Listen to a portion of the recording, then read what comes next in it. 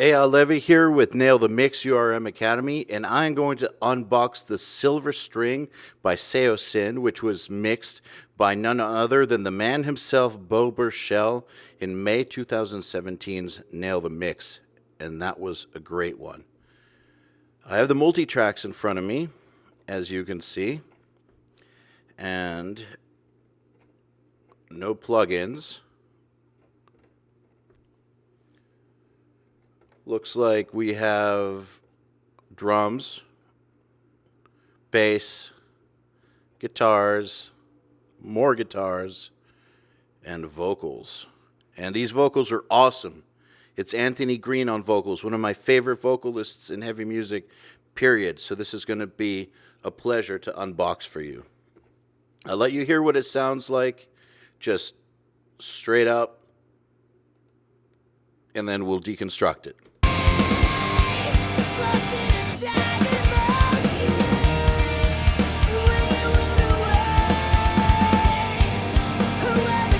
Right out the gate, those tracks sound really, really good. So this is the kind of thing where it's yours to mess up this mix. Let's get into these drums.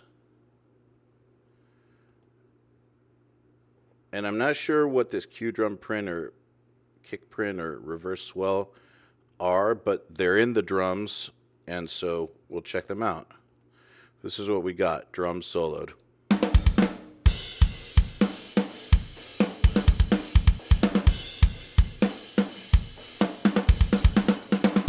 That is what I'm talking about. That is some awesome snare playing. And I know that Beau told me that their drummer is just a fucking beast. And you can tell by these tracks, you can just tell. This guy hits really hard.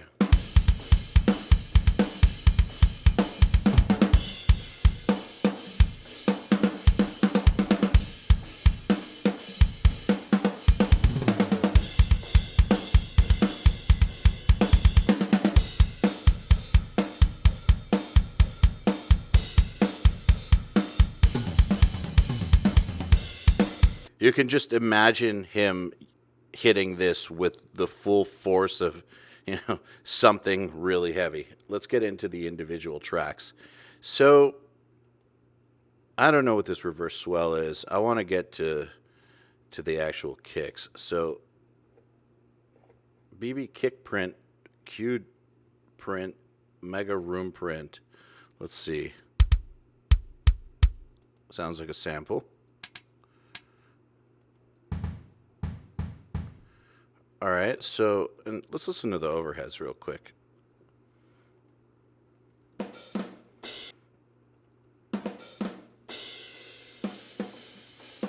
Okay, sounds like he was either doing a click pad or played hands only, which is really, really smart because when you do that, it allows you to put 100% of your energy into the hands, which gives you awesome snare performances like these.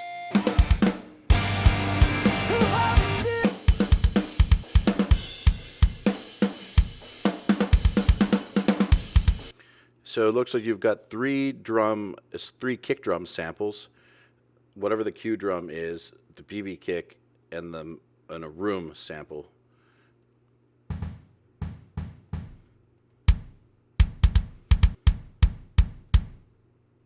Use them wisely. Let's add some snare.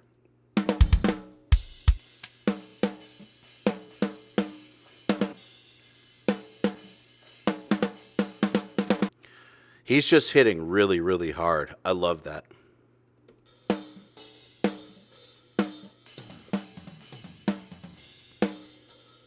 Those of you who don't know how to deal with bleed very effectively, in this Nail the Mix, Beau Burchell gives an atom bomb of a knowledge bomb. A knowledge bomb with atomic power. That's how good it is on how to deal with snare bleed. Hi-hat bleed in snare mics. Anyhow, I don't think it's that much bleed, but some people seem to. I think this is a great sounding snare, very hard hit. Add some overheads.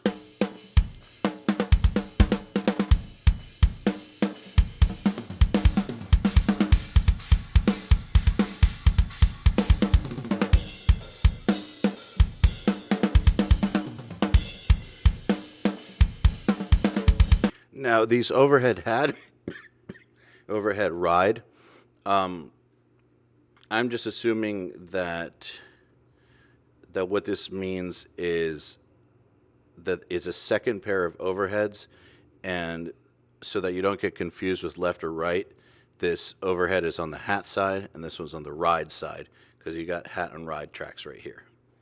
I do that too sometimes because, you know, if you're looking at audience perspective or drummer's perspective, left or right can sometimes get confusing, right? So that's why I always name my tracks hat and ride side.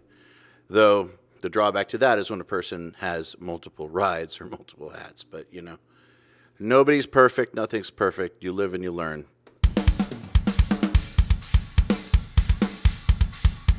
Sounds great. Let's hear these toms. And they're nicely cut for you. Thank you, Beau.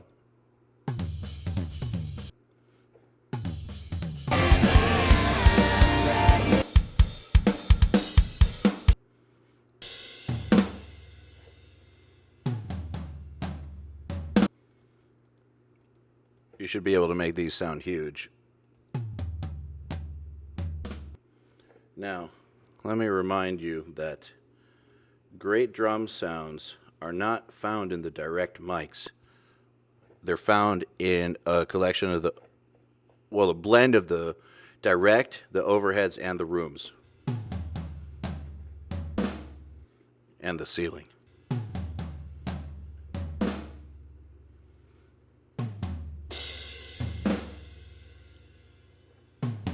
That's everything you need there for a thunderous tom sound.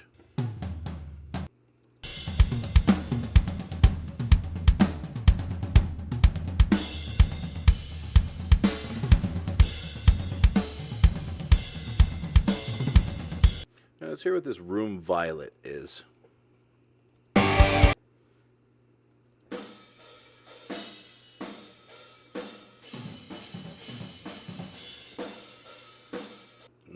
Nice stereo room.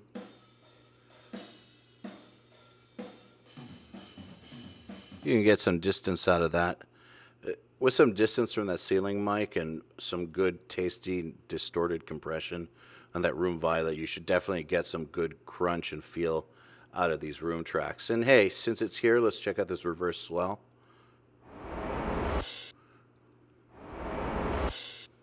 Whoa. Now I know why it was part of the drum tracks. All right, reverse cymbal. Let's look at the bass. We've got 3 basses to deal with. Looks like a bridge bass axe. We'll get to that in a second. A bass DI that goes throughout, and then a bass amp. So let's just listen to the bass DI real quick.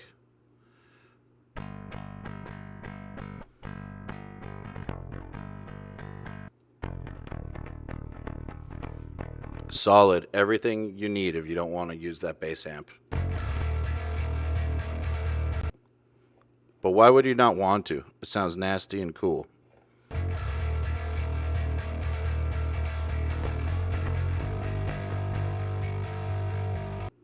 Let's see what this bridge bass axe is all about.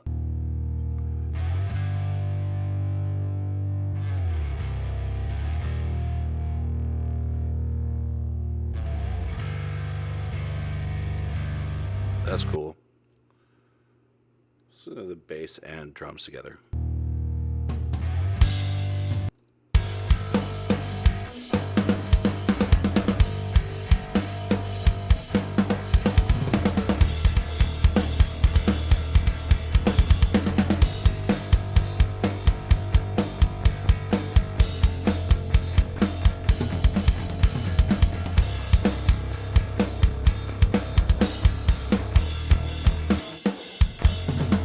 In a band like this, it's really, really important for the bass to just hold down that bottom and do its job, because the guitar has a lot of complex chords and a lot going on with a lot of distortion. It could easily become a mess. I'm not saying it does, but it could easily become a mess. You need that foundation below it to keep it centered, to keep it grounded, to make it possible for you to know what's going on.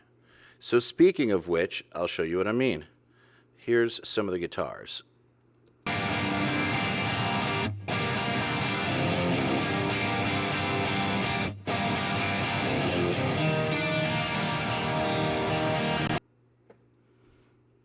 See what I mean? Nice chords and stuff, but with distortion and with heavy drums going on, that kind of stuff can get lost.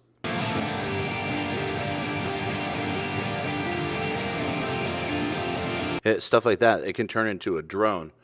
But with good bass, knocking out those roots nicely under these drums, nothing gets lost.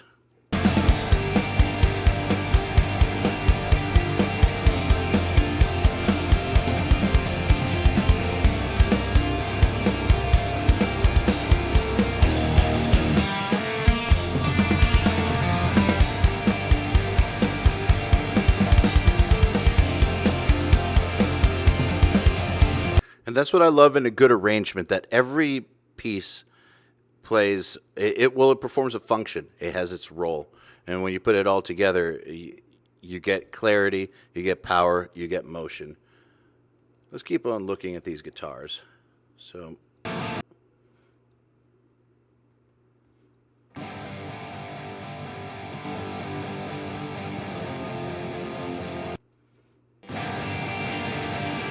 So he did something smart, which is rather than play the chords on distortion across the entire neck, he overdubbed two guitars that are playing the power chords. And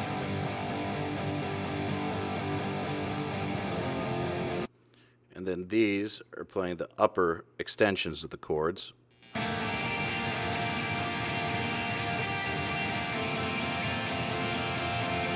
If you were to play that whole thing on the guitar with distortion, it would just be a mess. But when you split the arrangement up like this, it makes for a lot more clarity.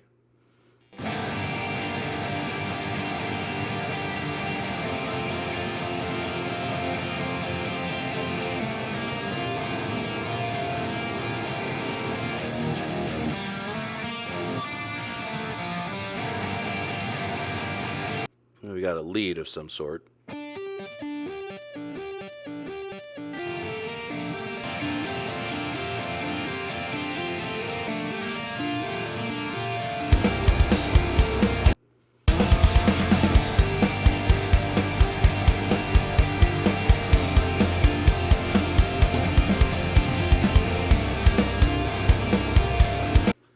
And of course, these main guitars.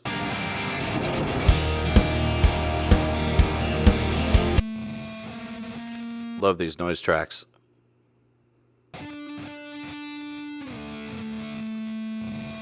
Probably an EBow, which is my favorite guitar effect of all time.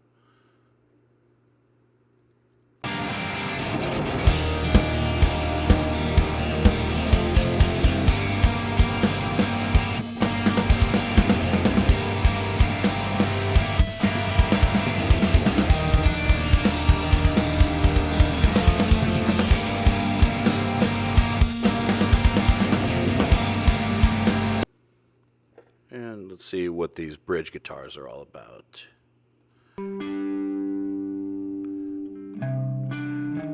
Nice, almost clean tone. And I bet you that the EBow is going to come in over it.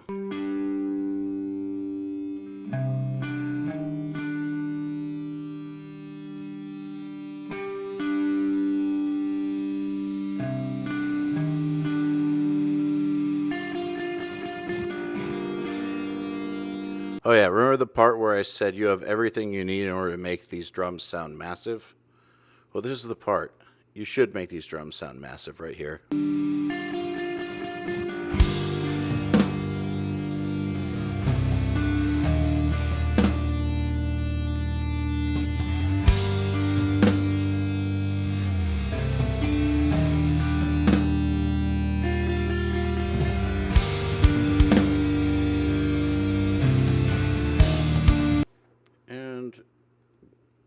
Something called bridge blowout left and right.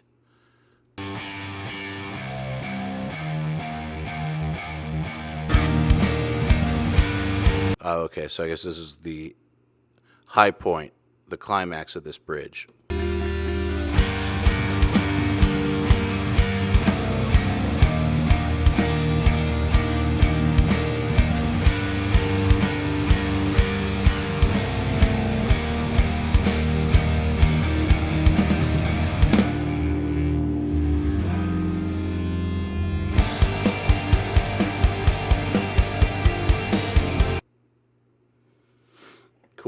let's take a look at the vocals. Now, you may hear some of those clicks and pops in there, by the way, and I need to address them. Those were actually inserted on purpose by Beau Burchell. There's an explanation as to why. He felt like the session was too, what's the word? Not perfect, but it was too flawless to really learn a lot from. He wanted the people learning on this Nail the Mix to have to do more than just mix, because in the real world, when you're getting mix projects, you don't just mix. You have to solve lots of problems, and part of being a pro engineer is being a pro problem solver. So he wanted to create some problems, and he inserted these clicks and pops into these tracks so that the people who were mixing this song also had to, get their hands dirty with a little repair work. So FYI, just so you know, that was intentional. Now let's get to the vocals. This is Mr. Anthony Grin, one of the very best vocalists in heavy music. The silver strap, who holds the silver strap, such a recognizable voice. who holds the silver string, lost in a stagnant motion. When you run away, whoever see you there, Nice harmonies. I'll see you there. Alternate the day, scream the lacerate, let it be the fragment. We've got, looks like a bunch of lead vocals, some yells, and some harmonies. Let's look at these harmony 1, 2, 3 tracks. Alternate the day, alternate the day, scream the lacerate, let it be. See how that works against the lead, because that's not a lead. Or it is. It's a harmony of the lead. Alternate the day. Okay, and harmonies 2 and 3 are harmonizing the yell. Got it. Alternate the day. Scream the lacerate, let it be the fragment that anchors it all. Separate the way, drown inside the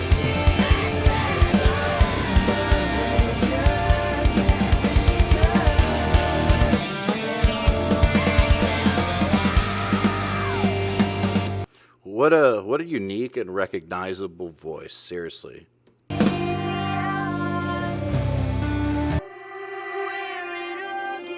Looks like we've got some backwards stuff going on. Over that part, I said that you should make sound huge.